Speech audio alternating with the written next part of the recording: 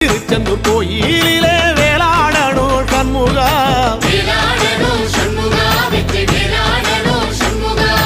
பிள்ளை ஆண்டான் பிள்ளை என வரம் கொடுக்கணும் சண்முகா,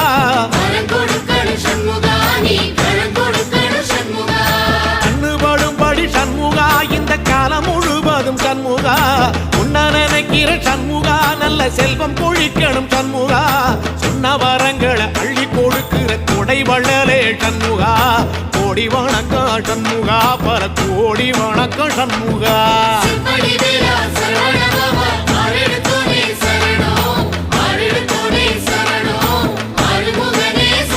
ஐயா மருதமர சத்தியமாகும் அறுபடைய சண்முகா,